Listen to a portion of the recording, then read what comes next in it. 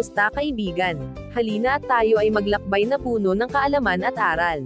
Mula sa mundo ng siyensya, hanggang sa kasaysayan, ating tatalakayin ang iba't ibang paksa na magpapalawak ng ating kaalaman, at magpapaningas ng ating kuryusidad. Kaya kung handa na kayong matuto, mag-relax at mag-enjoy lamang tayo. Tara, at atin ang simulan. Sama-sama tayong mag-explore, at matuto sa ating bagong talakayan.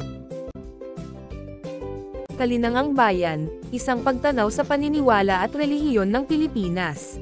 Ang Pilipinas, isang kapuluan na binubuo ng mahigit sa 7,000 isla, ay mayaman sa kultura at tradisyon. Isang mahalagang aspeto ng ating pagka-Pilipino ang ating kalinangang bayan, ang ating katutubong kultura, na nabuo sa paglipas ng panahon. Sa loob ng kalinangang ito, ang paniniwala at relihiyon, ay may malaking papel sa paghubog ng ating identidad at pagpapahalaga. Hindi lamang ito mga sistema ng pananampalataya, kundi mga salamin din ng ating kasaysayan, pakikipag-ugnayan sa kalikasan, at mga panlipunang istruktura. Ang talakayan natin ngayon, ay magsisilbing isang pagtanaw sa iba't ibang paniniwala at relihiyon, na bumubuo sa ating kalinangang bayan. Magsisimula tayo sa pagtalakay sa mga sinaunang paniniwala ng ating mga ninuno, bago pa man dumating ang mga dayuhan. Handa na ba kayong sumama sa ating paglalakbay, tungo sa mas malalim na pag-unawa sa ating kalinangang bayan? Ano nga ba ang kalinangang bayan? Isang paglalakbay sa ugat ng pagka-Pilipino. Madalas nating marinig ang salitang kalinangang bayan, ngunit, ano nga ba talaga ang ibig sabihin nito? Higit pa ito sa simpleng koleksyon ng mga kaugalian at tradisyon. Ang kalinangang bayan, ay ang mismong puso at kaluluwa ng ating pagka-Pilipino, ang pundasyon ng ating identidad bilang isang bansa. Ang kalinangang bayan, ay tumutukoy sa isang pangkalahatang kultura ng isang bayan o bansa. Tumutukoy din ito sa pamamaraan ng pamumuhay ng mga mamamayan o mga tao. Mayroon itong kaugnayan sa mga nakagawiyang gawain, upang makapagpatuloy sa pang-araw-araw na pamumuhay. Sa pinakasimpleng kahulugan, ang kalinangang bayan, ay tumutukoy sa kabuuan ng mga kaisipan, paniniwala, kaugalian, sining, at mga paraan ng pamumuhay, na nagpapakilala sa mga Pilipino, partikular na ang mga kaugaliang umiral, bago pa man ang malawakang impluwensya ng mga dayuhan. Ito ang mga pamana sa atin ng ating mga ninuno, na nabuo sa paglipas ng maraming siglo ng pakikipag-ugnayan sa ating kapaligiran at sa isa't isa.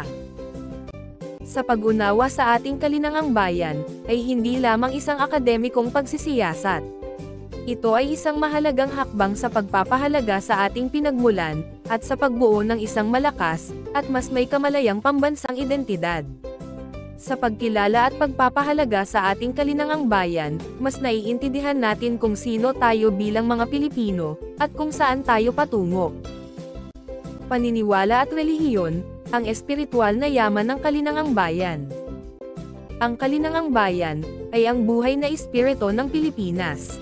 Isang malawak na tapestry, na hinabi mula sa mga kwento, paniniwala, sining, at tradisyon ng ating mga ninuno. Hindi ito isang estetikong koleksyon ng mga kaugalian, kundi isang dinamikong sistema, na patuloy na umuunlad at nagbabahagi sa paglipas ng panahon. Upang mas lubos nating maunawaan ang kayamanan ng ating kalinangang bayan, ating suriin ang isa sa mga pangunahing uri nito, ang paniniwala at relihiyon. Ang paniniwala at relihiyon, ay isa sa mga pangunahing elemento ng kalinangang bayan, na nagpapakita ng espiritual na pananaw, at mga kasanayan ng mga sinaunang Pilipino. Mula sa mga tradisyonal na paniniwala, hanggang sa pagdating ng mga pangunahing relihiyon, ang mga ito ay nagbigay hugis sa ating kultura, kaugalian, at paraan ng pamumuhay. Paniniwala at pananampalataya ng mga sinaunang Pilipino. Isang paglalakbay sa espiritual na pamana. Animismo. Ang kalikasan ay may buhay. Ang animismo, ay ang paniniwala, na ang lahat ng bagay sa kalikasan, mula sa mga puno at bato, hanggang sa mga hayop at natural na penomena, ay may sariling espiritu. Ang mga sinaunang Pilipino, ay naniniwala sa kapangyarihan ng Diyos, o isang dakilang lumikha o nilalang, na mas nakatataas sa kanila. Sinasamba nila ang kalikasan, dahil sa paniniwalang ito ay pinananahanan ng mga espiritu. Ang mga sinaunang Pilipino ay naniniwala na ang mga espiritu na ito ay maaaring magdulot ng magagandang bagay o mga problema sa kanilang buhay. Ang mga ritual at seremonya ay isinasagawa upang humingi ng proteksyon at magpasalamat sa mga espiritu. Ang pagsamba sa kalikasan ay isang mahalagang bahagi ng kanilang relihiyon.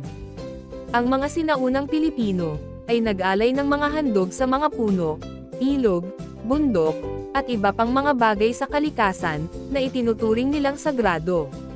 Ang mga ito ay itinuturing na mga tahanan ng mga espiritu, at mga lugar kung saan maaaring makipag-ugnayan ang mga tao sa mga ito. Ang mga anito at diwata ay mga espiritu sa paniniwala ng mga sinaunang Pilipino. Ang terminong anito ay mas karaniwan sa Luzon, habang ang diwata ay mas ginagamit sa Visayas at Mindanao, bagamat pareho silang tumutukoy sa mga espiritu ng kalikasan, ninuno, at mga Diyos.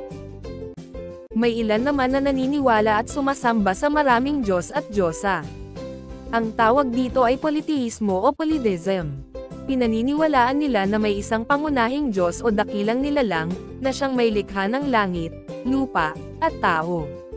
Tinawag siyang bathala ng mga Tagalog, aba ng mga Cebuano, kabunyian ng mga Ifugao, at laon ng mga Bisaya. Walang iisang komprehensibong listahan, dahil ang mga partikular na anito at diwata, ay nag-iiba depende sa rehiyon at tribo.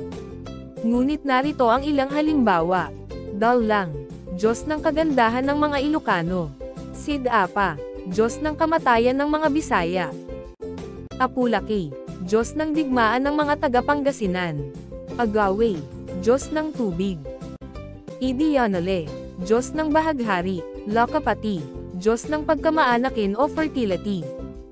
Nagsasagawa rin sila ng mga ritual, upang makuha ang tulong at pagsang-ayon ng mga anito sa kanilang mga gawain, tulad ng pagpapatayo ng bahay, pagtatanim, o paglalakbay. Ang mga ritual na ito ay kadalasang isang pag-aalay, na tinatawag na mag-anito. Ito ay pinangungunahan ng mga katalunan sa mga Tagalog, o babaylan sa mga Bisaya, na nagsisilbing mga tagapamagitan sa mundo ng tao, ng Diyos, at yumao. Ang paniniwala sa mga anito at diwata, ay nagpapakita ng pagpapahalaga ng mga sinaunang Pilipino sa kalikasan, at sa mga espiritu. Ang kanilang pananaw sa mundo, ay nagbigay katangian sa kanilang kultura, at nagpapakita ng kanilang malalim na koneksyon sa kanilang kasaysayan. Pagluluksa, paglilibing, at paniniwala sa kabilang buhay. Ang mga sinaunang Pilipino, ay may mayaman at komplikadong sistema ng paniniwala, na nakapalibot sa kamatayan, pagluluksa, paglilibing, at ang konsepto ng kabilang buhay. Bagamat nag-iiba ang detalye depende sa rehiyon at pangkat etniko, may mga karaniwang tema na nagpapakita ng malalim na espiritualidad at koneksyon sa kalikasan.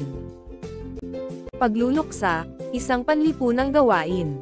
Ang pagkamatay ng isang mahal sa buhay, ay hindi lamang isang personal na trahedya para sa sinaunang Pilipino, kundi isang pangyayaring nakakaapekto sa buong komunidad. Ang pagluluksa, ay isang kolektibong karanasan, kung saan ang pamilya at ang komunidad ay nagsasama-sama, upang magbigay ng suporta sa mga naulila. Dahil sa paniniwala ng mga sinaunang Pilipino sa kabilang buhay, malaki ang kanilang pagpapahalaga sa mga patay o yumao. Nilalagyan nila ang bangkay ng pabango, at sinusuotan ng magandang damit. Ang pag-iyak at pag-aayuno, ay mga karaniwang paraan ng pagpapahayag ng kalungkutan, at paggalang sa yumao. Sa ilang mga lugar, ipinapakita nila ang kanilang pagluluksa, sa pamamagitan ng pagtatali ng mga kamag-anak ng namatay ng ratan sa kanilang mga leeg, braso, at binti. Ang mga taga-Luzon ay nagsusuot ng puti, at hindi kumakain ng karne, o umiinom ng alak sa panahon ng paglalamay o pagluluksa. Ang tagal ng ritual ay nag-iiba, depende sa katayuan ng namatay sa lipunan. Ang mga ritual, ay maaaring tumagal ng ilang araw, linggo, o kahit na buwan. Ang paglalamay sa mga dato, ay tinatawag na laraw. Maglahi para sa patay na lalaki, at Morotal naman para sa patay na babae. Ipinagbabawal ang away, ang mga sibat ay dinadala na nakababa ang talim, at walang umaawit sa isang papauwing bangka. Paglilibing. Paghahanda para sa paglalakbay sa kabilang buhay. Ang paglilibing ay isang mahalagang ritual na nagmamarka ng paglipat ng kaluluwa ng yumao sa kabilang buhay.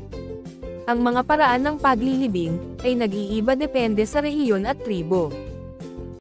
Dahil sa paniniwala ng mga sinaunang Pilipino sa kabilang buhay, malaki ang kanilang pagpapahalaga sa mga patay o yumao. Nilalagyan nila ang bangkay ng pabango, at sinusuotan ng magandang damit.